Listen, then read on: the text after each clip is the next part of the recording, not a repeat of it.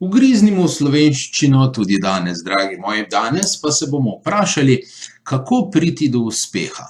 Kako nam slovenski jezik sam po sebi s svojo opisno bogatostjo lahko pomaga, da pridemo do uspeha.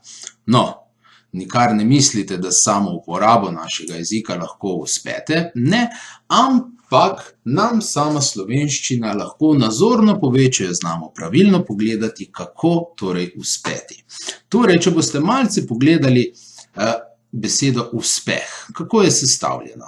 Če ste že velikokrat poslušali, veste, da v slovenščini lahko kaj hitro damo besede na dvoje in hitro pridemo do zanimivih zaključkov. No, uspeh lahko damo na dve besedi, us in pa peh. Seveda ta besedica us je tudi starinski izraz za ob ali tik ob nečem oziroma z roko v roki. Peh. Kaj pa je peh? Vsi sigurno poznate glagolnik ali pa glagol oziroma glagolnik pehanje ali pa glagolnik pehati se za nečem.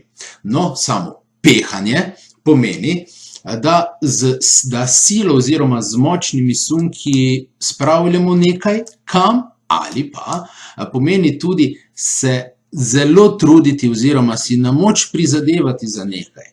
Da tako lahko uporabimo recimo čisto tako uporabimo ta glagol pehati pri nekom, ki se noč in dan peha in poti, da pride do denarja ali da pride do nečesa, do prijateljev, do partnerke, partnerja ali tako naprej. No, sama slovenščina nam pove, da uspeha ne bo brez pehanja oziroma brez trdega dela. Tako da, dragi moji, nikar ne obupajte, če vam še ni uspelo, vztrajajte, pehajte se še naprej, slej ko prej vam bo sigurno uspelo, zato vam zagotavlja rubrika Ugriznimo v slovenščino.